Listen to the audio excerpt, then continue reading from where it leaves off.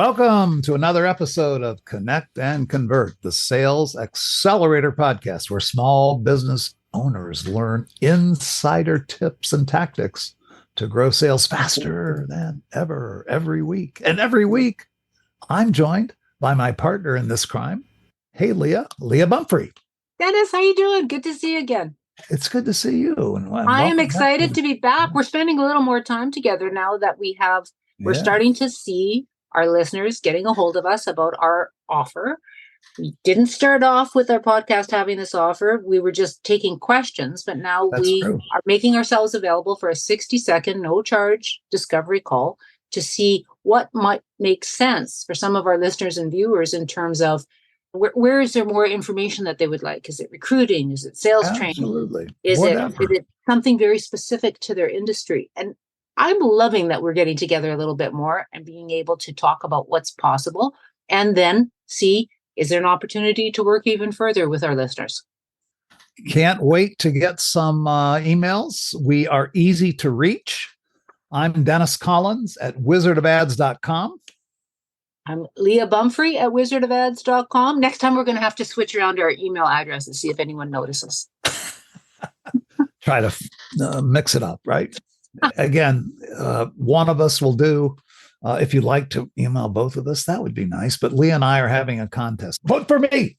Come on, I'm the Canadian. It's quicker if you send it to me.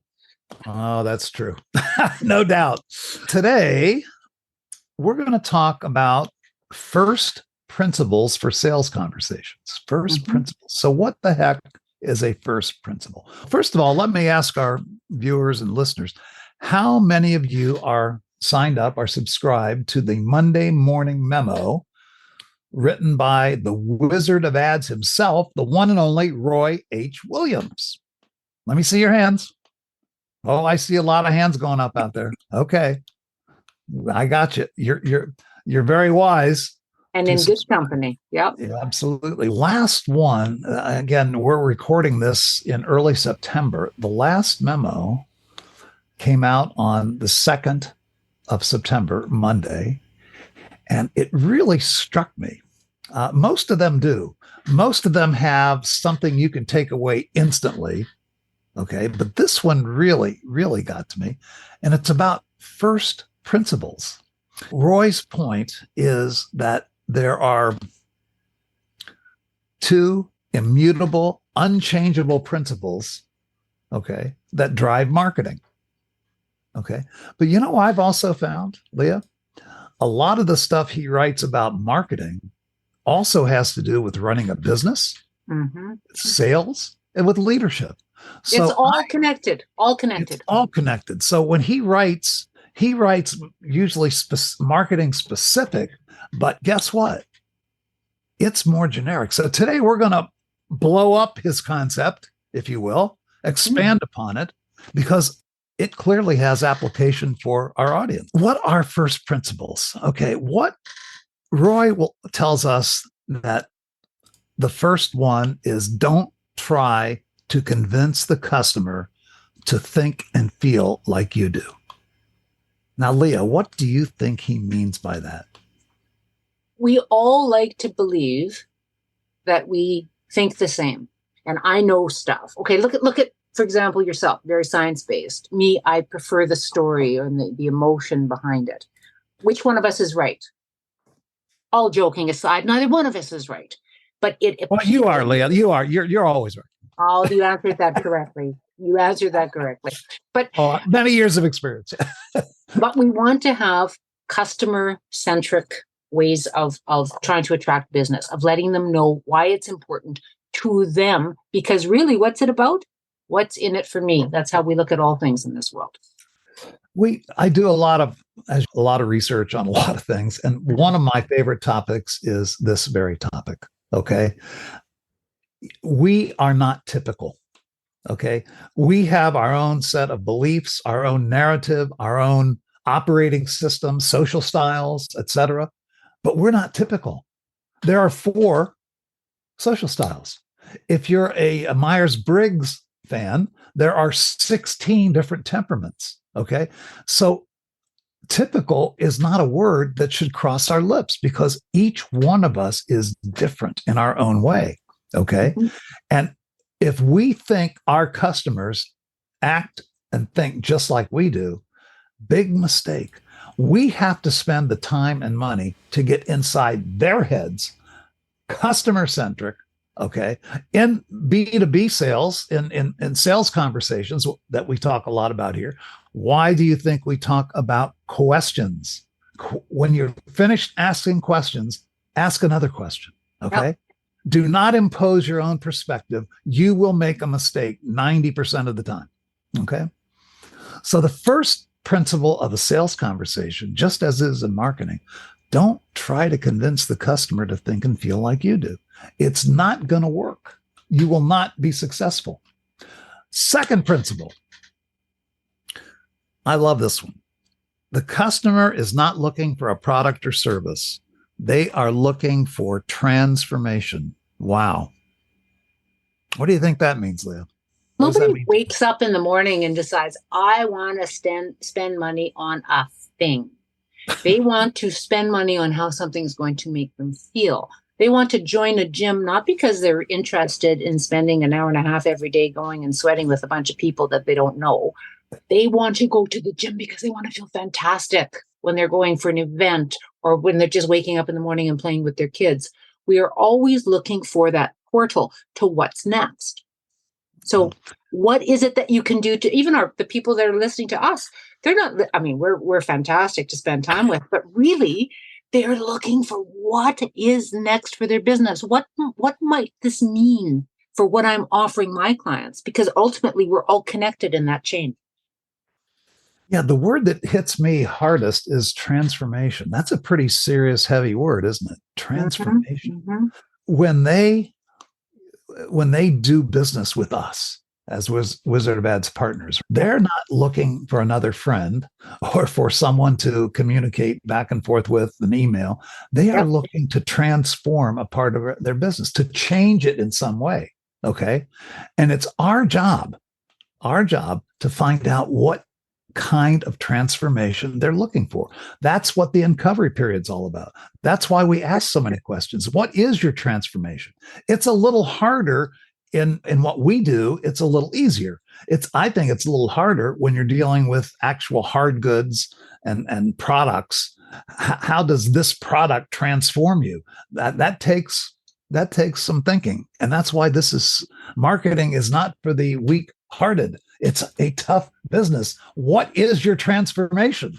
But Dennis, that's why I love that you brought up the word uncovery, because if we're working with a client who's looking at doing something new in their marketing end, you need an uncovery. If we're working with a client who's looking for something new when it comes to training, you need an uncovery. If there's a cookie cutter, if it's off the rack, oh, you're this type of business, this is what you need. That has nothing to do with the person. That's about you and me. That's why everything from the podcast to our questions to our 60-minute discovery call to what may happen next is so personalized. Indeed. Talk about personalizing. I see on our screen right now 4 very attractive people. I see our partner, Michelle Miller. I see Leah. I see Vi Wickham. And I see some old man in the woods there that's kind of popping out. But I feel like the gal, I remember the teacher on Romper Room. That's what I see Dennis. I see, you know what? And that's the thing. We want our listeners, please subscribe to the Monday Morning Memo. And the little secret is when you subscribe to it, there's some great information. But Roy always takes you on a bit of a trip. And it's about 2 to 5 minutes every week of going down the rabbit hole. You click on the picture at the top of it and it takes you down. And in this one, you get the added surprise of getting to see our picture. Yeah, boy, that was a surprise, wasn't it? Yeah. So there we go. So let's talk. I always like to have action steps, Leah. I mean, we can talk theory all we want, but I love to leave our audience, what can you do today? Okay. Right. So first thing I would suggest is make sure that whatever business you're in, before you start, quote, selling anything, understand their needs. Confirm, do I understand your situation? Do I get you? Because they're asking that question. Mentally, they're saying, does this guy get me? And if you answer that, you put yourself in a very strong position to consummate the deal. Here's one of my favorites: to listen, listen, listen, listen more than you talk. I can't hear you. What was that? Yeah, I'll buy you a hearing aid. Okay. We are wired to talk. We get a dopamine release when we self-disclose. It feels good. We do not get a dopamine release when we listen. Therefore, if we have a choice between talking and listening, we choose talking. But that's not going to help build a customer-centric relationship. That will build a traditional features and benefits. Let me tell you what's good for you. And that just doesn't work. Now, here's a good question. We all talk about value. Where does value live, Leah? What's the home of value? Where does it reside? People mistaken value for dollars. That's not where it is. Value is in the individual heart. I will value this coffee mug because it is from a mining company that one of my sons worked with. I value it. For someone else, it's just a coffee cup. The value is assigned by the person. It has nothing to do with the monetary. Boy, oh boy, he said, and unfortunately, a lesson not well learned. We all seem to think there's some that we create value. No, we can help the customer create value.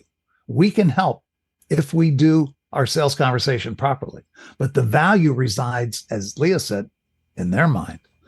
Okay, so how about just providing solutions? I don't like someone to just give me, here's this product. Okay, what does it do for me? What does it solve? What does it solve? Mm-hmm. And of course, the key word, respect. Respecting the customer, respecting their time, respecting their decisions, even if they choose not to use you, exiting with respect. That's right. And you know what? Part of that, there's the one, and it's a trilogy, really. It's the combination of trust, honesty, and transparency. They build with each other. And it doesn't mean you're going to end up working with that person now. It doesn't mean that you're never going to, but you build a trust so that when you think of that person, you reflect. And yeah, that's someone I would talk to. I would ask that. It's very open. This is when they're available. This is when they're not. It's based on real life. Authenticity, right? So what can I suggest to our audience? I always like to make a challenge, and today I will make this challenge. How often do you actually review how you have structured your marketing messages and your sales conversations? Are you stuck in the old features and benefits recitation? Surprisingly, there are many that still are. They say, no, that's not me, that's the other guy. But when we do an analysis and we help them see their, quote, blind spots, they say, what? That's what we're doing? Yeah, that's what we're doing. How many questions are your marketing people and salespeople asking? How many needs do they uncover? How much time are they talking versus how much time is the customer talking? These are all metrics that we can help you with. And guess what? We know we have developed very strong programs that can tell us what a successful sales conversation looks like and sounds like. So I'm going to make another offer on top of the offer Leah made at the top. Send us a recorded sales conversation. If you have a recorded sales conversation, we will keep it private. Okay. We will not disclose it, but we will analyze it for you free. Okay.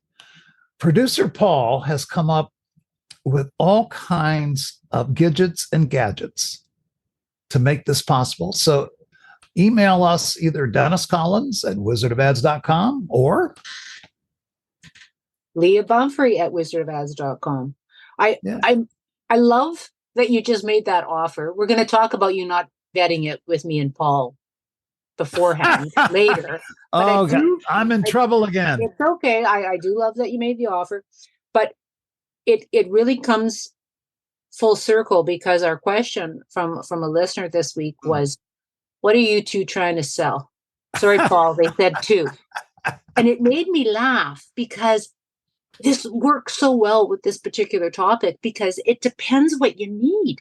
There's lots of stuff that we could sell someone, but you and I don't have a bunch of stuff that we're trying to sell. We're trying to help. We're trying to see how we can connect, how we can help our listeners do that. For me, I'm not here to sell anything. I mean, you said the word. I'm here to help. Yes. And guess what? I will be the first one to retreat as fast as possible if I don't believe I can help. Okay. And a proper salesperson, trainer, manager, whatever it is, it should be an investment. Doesn't matter how nice we are, how good looking we are when we're on screen with those pictures, how much Paul interrupts us. It's an investment. Nobody should give anybody money just because they're a nice person, unless it's your grandma. Then for your birthday, I'm okay with that. Are you listening, Grandma? You said birthday. By the way, this is my birthday month. When you get to my age, you celebrate the birthday for the whole month. Okay? Absolutely. The whole month. Happy so birthday. September is my birthday month, and I will celebrate. Yes. Any birthday gifts would be much appreciated. Not necessary, but it would be really nice. For your first gift, Paul and I will not sing to you. How's that? That's a present. That is a gift. That is a gift. For sure. Well, wizardofads.org, continue to sponsor us. I'm excited about that. I am hoping that all of our listeners will subscribe to the Monday Morning Memo.